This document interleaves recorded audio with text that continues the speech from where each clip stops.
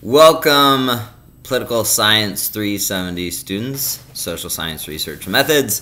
This is one of our last lectures, and today's article that we will be looking at is titled Childhood Soccer Injuries Treated in U.S. Emergency Departments by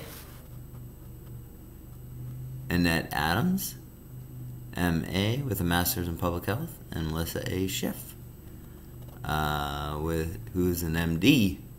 with a Master's in Public Health. Right? Okay, so first off, right off the bat, why should we care about injuries in soccer? Because injuries are bad. Injuries are bad. Very good, Michael. Are more and more children playing soccer in the United States, or less and less? More. More and more, right. Are a lot of them showing up at the emergency room for treatment? I guess, yeah. Yeah, exactly. So this was published by the Society for Academic Emergency Medicine because they want to know what types of injuries kids are getting playing soccer, what types of injuries are they likely to see more of, so that they can treat them effectively, right? So this is a worthwhile article, I think, very much so, right? Now, how did they get their data? This was actually a really good data set. The data are from the 2000 National Electronic Injury Surveillance System All Injury Program.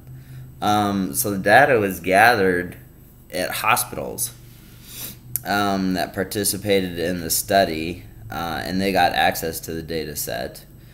And so the data were used to estimate the overall number and rate of soccer injuries in children, and they calculated injury rates per 1,000 children and described the body regions affected and types of injuries. Okay, so first off, let's talk about the denominator, right? Number of kids. They got that from actually U.S. Census data. Okay. For all number of kids in different age groups. Not necessarily kids who are playing soccer, right? So that's one of the limitations of their study, is the denominator is not all kids, or the denominator is not kids who are playing soccer. It's all kids in the U.S., right? So the injury rates, you have to take that into account, right? The next limitation of their study is these are only injuries that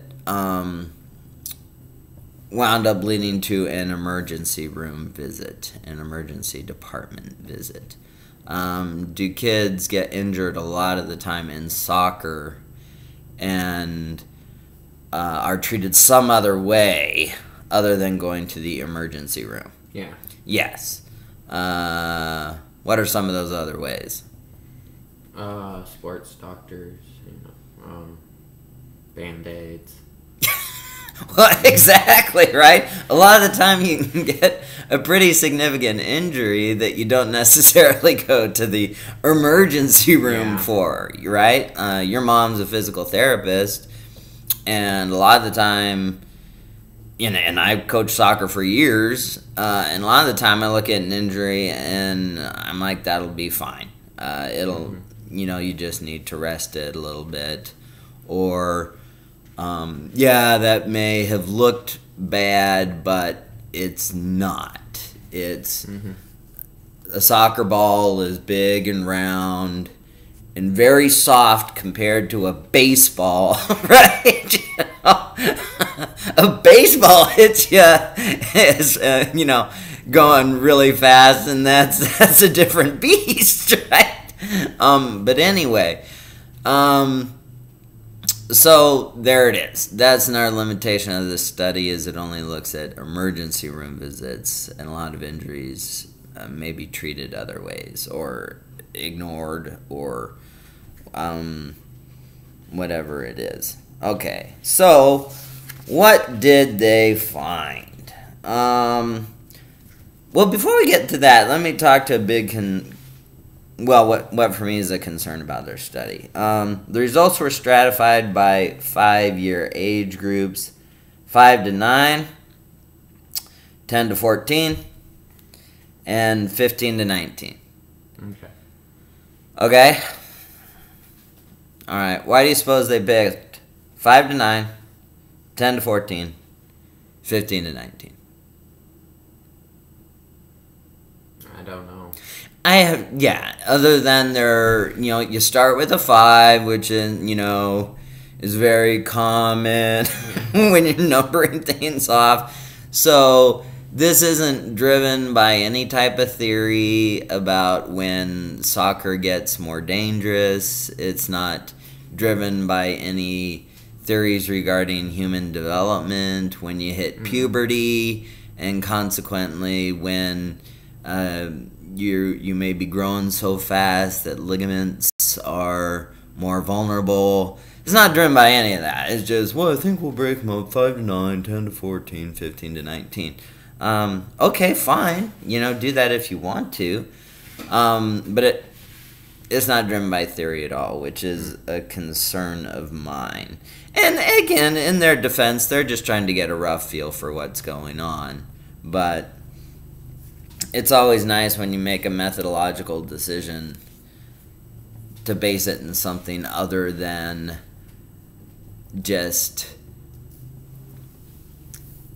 5-year, this is what we're used to, right? Mm-hmm. Okay, right.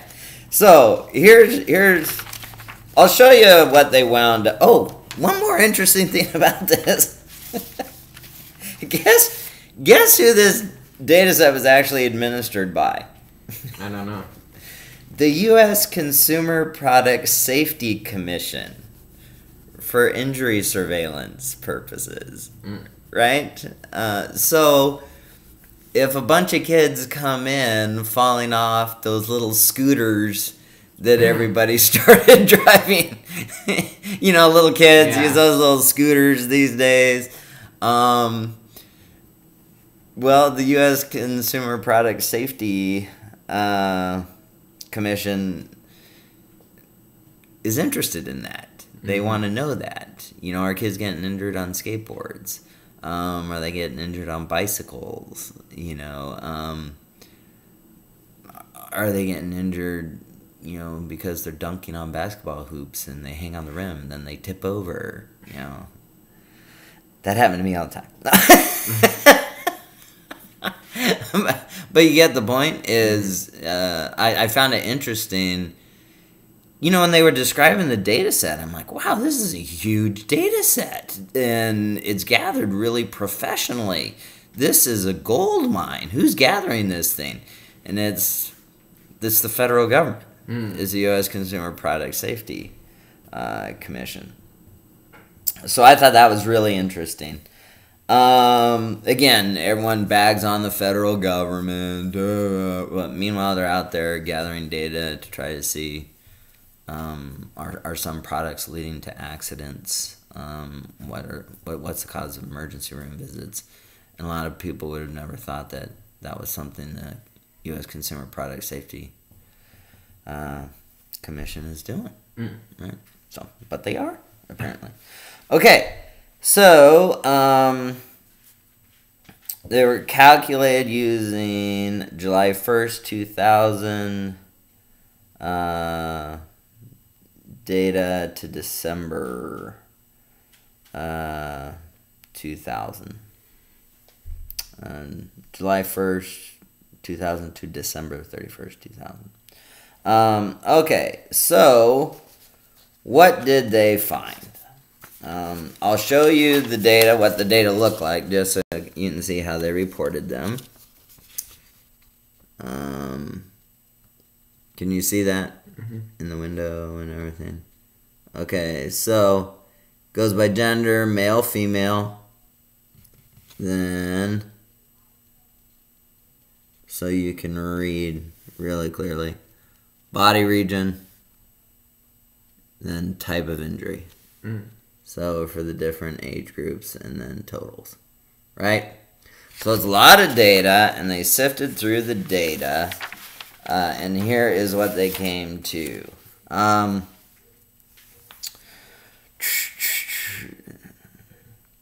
Approximately 144,000 children sustained soccer-related injuries in 2000 for a rate of 2.36 injuries per 1,000 children. 2.36 per 1,000 children.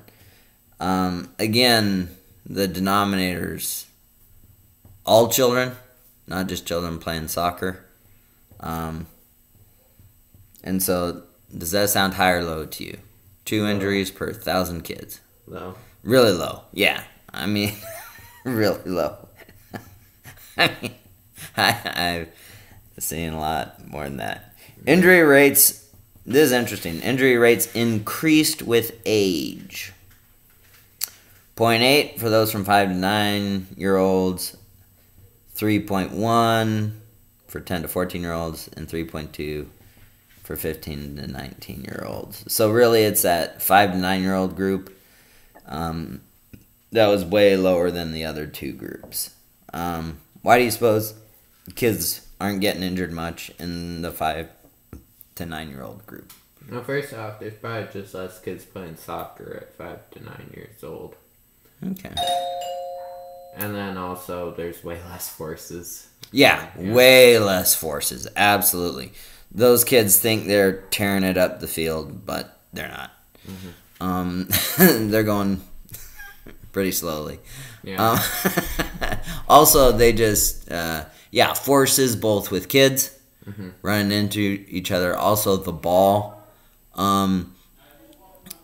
I've seen kids get hit by a soccer ball at like 8 years old. Boom. Hey, Matthew, we're recording right now. There just aren't enough forces. Yeah. Right. Okay. But then the older you get, definitely more forces. Common types of injuries were strains and sprains, fractures and contusions. Fractures decreased with age. Right? I don't believe it. Well, right. Yeah, exactly. I don't know about that one. And then they said sprains and strains increased with age. Yeah, I believe. Yeah, definitely. Because, again, a little kid can kick a ball as hard as they want, and they're not going to pull a muscle. You go to kick a ball when you're older, and you're going to pull muscle if you haven't warmed up properly. Yeah. Definitely. Then they said commonly injured body regions varied by age. Wrist and finger injuries were most common in the youngest group. Wrist and finger injuries. Why do you suppose that is? I don't know. Isn't probably just because they haven't learned how to take a fall yet? Oh, that makes sense. Yeah. A lot of kids. Okay, I'm gonna be mean and ugly here, I guess, but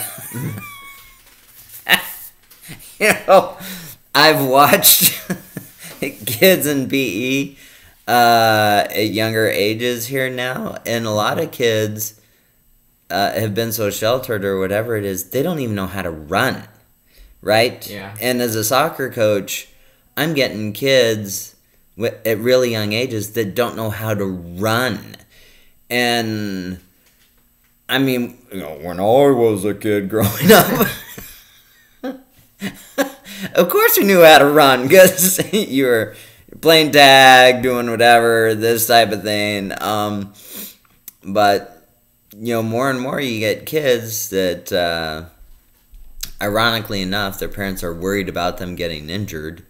So they're not probably as physically as active as they used to be. Yeah. And consequently, they don't know how to fall. So, I thought that was interesting. Wrist and finger injuries are most common in the youngest age group. In the 10 to 14-year-old age group, ankle and wrist injuries were most common. In the oldest age group, ankle injuries were most common, followed by knee injuries. And unfortunately, like I said, I've coached soccer for, over 10 years. I played soccer. And as you get older, that's just going to be part of the game. As you're fighting for the ball, you're going to get ankle injuries, you're going to get knee injuries, that type of thing. The main thing to be aware of is you don't want overuse injuries, especially at the younger ages, where kids start getting injuries just because they're doing repetitive motion too much. But in soccer, that's not nearly as much of a concern as it is in some sports like baseball, which is believe it or not, the pitching motion is not a natural motion for the human arm to do, right? Well, everyone thinks, whoa, we play pitch, throw stuff. Yeah, but that doesn't mean our bodies evolved that way, right? Yeah. Whereas, running is a very natural motion. There's a whole lot of that in soccer.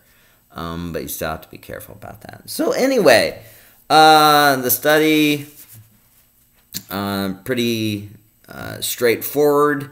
It's largely descriptive, just provides the data, but also shows that injury rates vary a little bit by age and also by gender, and in that way it starts to be a little more explanatory in a way. But overall, it's pretty much just descriptive. Cool. Any questions? No. About the study? Worthwhile? Yes. Sure. Yeah, but it's not overly complex, so we won't make it more difficult than it is. Take care. Hope you guys are doing well. Bye-bye.